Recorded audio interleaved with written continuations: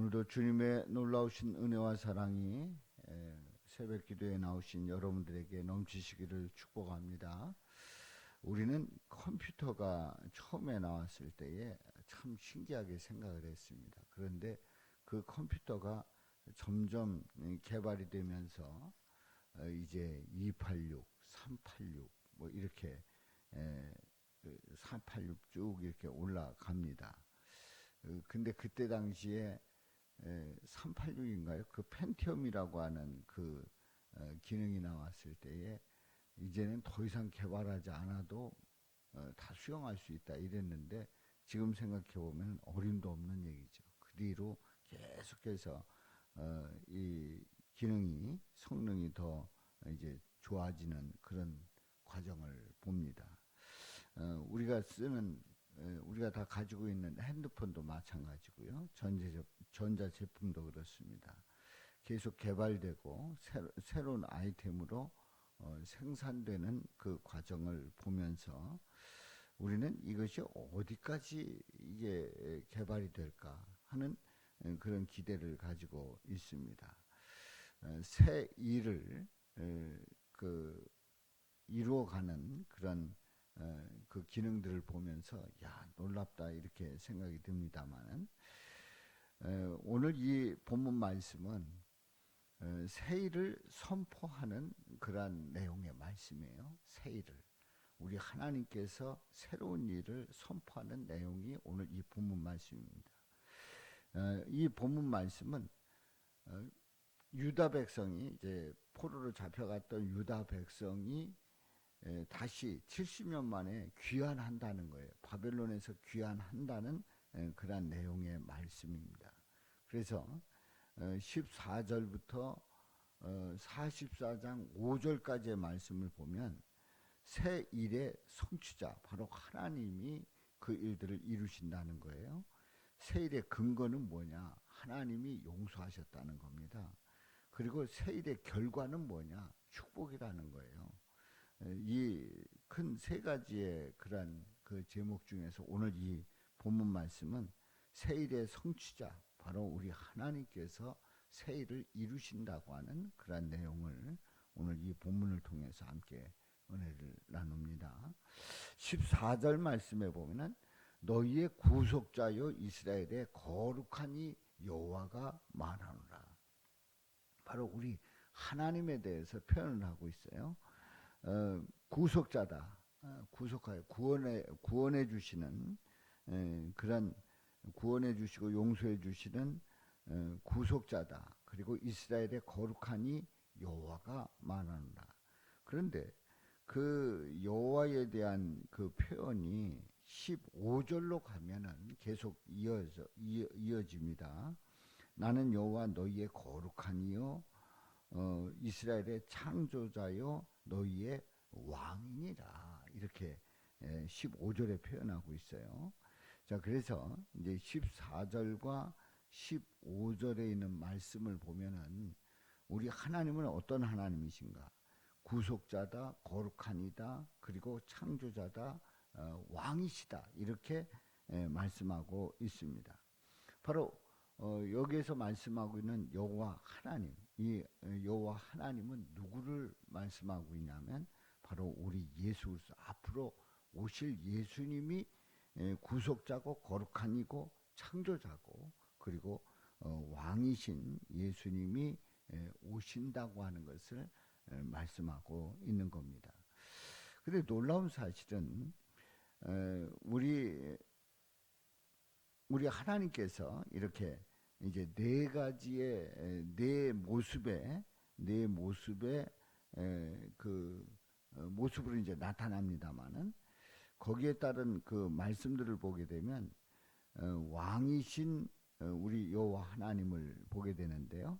이사야 44장 6절에 보면 이스라엘의 왕인 여호와, 이스라엘의 구원자인 만군의 여호와가 이같이 말하노라. 나는 처음이요 나는 마지막이라. 나 외에 다른 신이 없느니라. 왕이라고 말씀하시면서 나 외에 다른 신이 없다 말씀을 하십니다.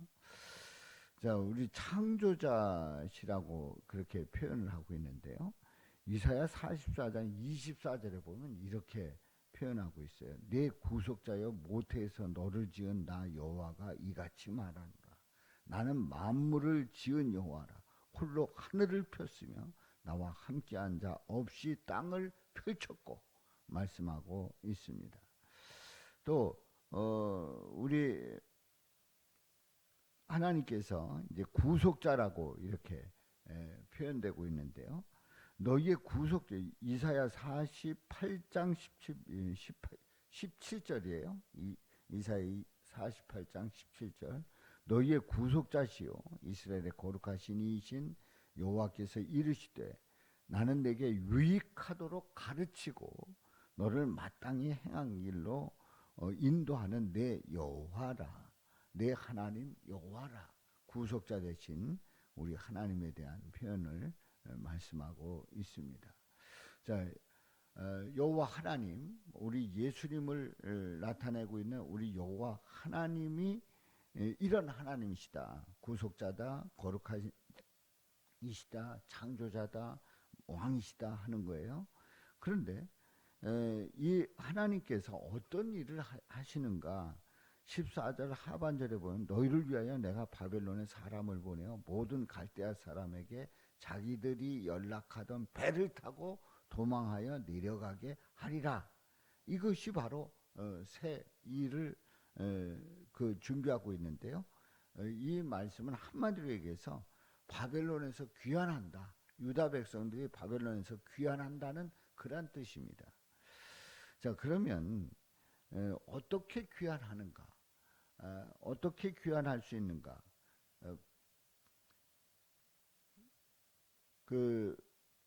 이제 남유다가 바벨론에 의해서 BC 586년에 이제 포로로 잡혀가지요. 그리고 다시 이제 귀환을 합니다.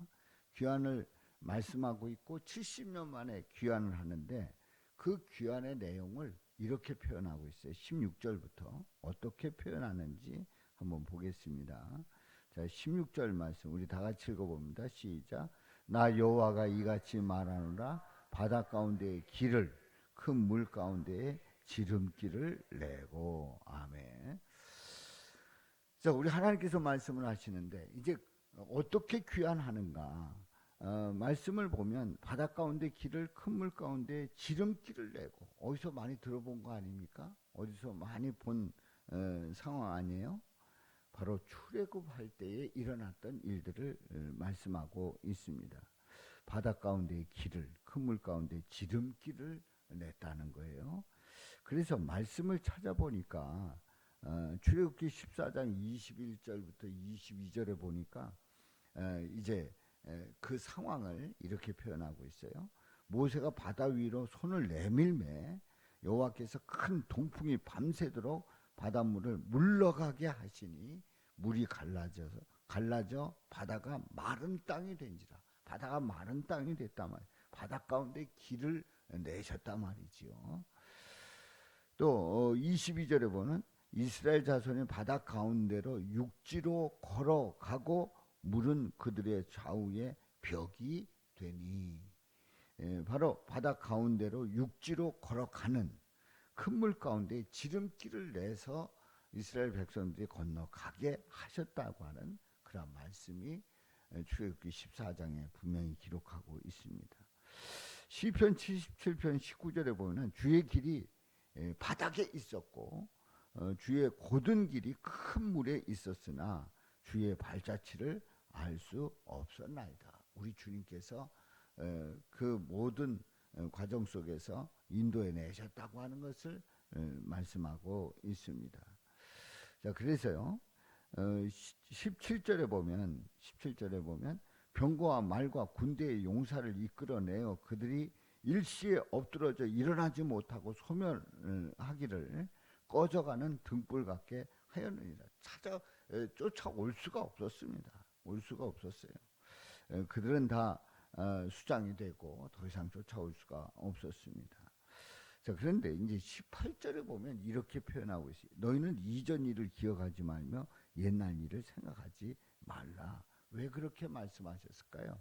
19절에 있는 말씀 우리 다 같이 읽어봅니다. 시작. 보라, 내가 새 일을 행하리니 이제 나타낼 것이라. 너희가 그것을 알지 못하겠느냐? 반드시 내가 광야의 길을 사막의 강을 내리니. 아멘. 자, 우리는 앞에서 이제 16절에 있는 말씀에 보면은 이제 출애굽하는 그 역사를 한번 짚어주시고, 그리고 18절에서는 너희는 이전 일을 기억하지 말며 옛날 일을 생각하지 말라. 왜요? 19절에 보면 보라, 내가 새 일을 행하리니 이제 나타낼 것이라. 지금 이제 앞에서는 출애굽은 애굽에서 포로로 잡혀 있다가 이제 그 포로로 잡혀 있던 이스라엘 백성들이 출애굽해서 가나안 땅으로 가는 과정이 있지 않습니까? 근데 이 19절부터 있는 말씀은 내가 새 일을 행하리니 이제 나타낼 것이라는 것은 이스라엘 백성들이 이제 유다가 돼서 이제 남유다가 바벨론의 포로로 잡혀갔단 말이죠. 잡혀갔던 그 백성들이 다시 귀환한단 말이죠. 포로에서 귀환한단 말이에요. 바로 새 일을 행한다. 포로에서 귀환하게 하신다는 말씀을 하고 계십니다. 그런데 출애굽할 때에 바다를 건너게 한 것처럼 이제 바벨론에서 다시 그 이스라엘로 돌아올 때에 반드시 내가 광야의 길을 사막의 강을 내리니 말씀을 하고 있습니다.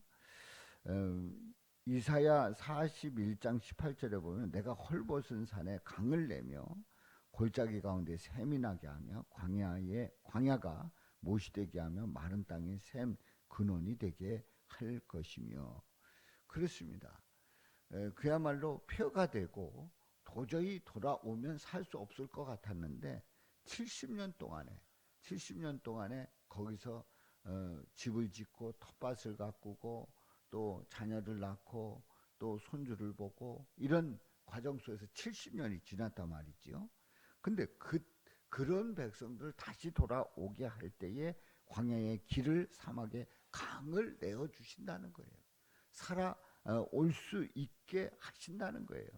그래서 이사야 48장 21절에 보면 여호와께서 그들을 사막으로 통과하게 하시던 때에 그들이 목마르지 아니하게 하시되 그들을 위하여 바위에서 물이 흘러나게 하시며 바위를 쪼개사 물이 솟아나게 하셨느니라.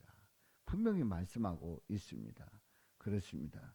우리 주님은 앞에서 말씀을 드린 것처럼 네 가지의 그 모습, 네 모습을 말씀을 드렸지 않습니까?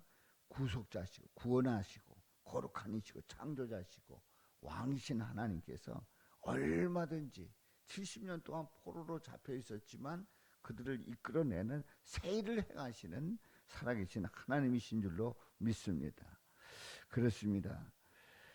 우리 하나님께서 이제 21절에 보면 21절 우리 다 같이 읽어봅니다.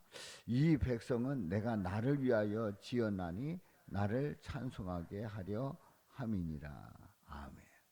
70년 만에 돌아오는 이 유다 백성들에 대해서 우리 하나님께서는 이 백성은 내가 나를 위하여 지었나니 나를 찬송하게 하려 함이니라. 그들이 돌아올 때에 살아계신 하나님, 그야말로 이제 광야의 길을 내시고 사막에 강을 내시면서 다시 돌아오게 하시는 그 하나님을 찬송하는 것이 마땅하다고 하는 것을 말씀하고 있습니다.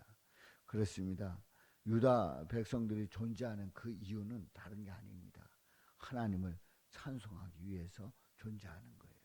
다시 얘기해서 이제 이렇게 우리 하나님께서 이스라엘 백성들을 다시 돌아오게 하시는 새 일을 행하시는 이 일은 나를 구원하신 우리 예수님이 앞으로 죄에 빠져 있는 하나님의 백성들을 구원하시기 위해서 하실 사역을 미리 말씀하고 있는 겁니다. 미리 예표를 하고 있는 거죠. 그래서 우리는 나를 구원하신 그 예수님을 찬양하는 일은 마땅한 줄로 믿습니다. 나를 구원하신 그 예수님을 찬양하며 믿음으로 나가는 것이 우리가 마땅히 해야 할 일이고, 우리는 그래서 주님의 백성임을 고백하는 거지요. 이 백성은 내가 나를 위하여 지었나니 나를 찬송하게 하려 함이니라. 그렇습니다. 나를 구원하시고 또 내 안에서 역사하시고 내 안에 새 일을 이루시는 그 하나님을 바라보면서 우리는 소망 가운데 믿음으로 나아가면서 주님을 찬양할 수 있기를 주님의 이름으로 축원합니다. 자, 그래서 우리는 우리에게 맡겨지는 그러한 일들에 대해서 주님께서 나를 통해서 일을 이루신다 하는 그 확신을 가지고 나를 통해서 이루시는 그 새 일을 보면서 살아계신 우리 하나님, 우리 예수님을 찬양하는 저와 여러분들 되시기를 주님의 이름으로 축원합니다. 기도합니다.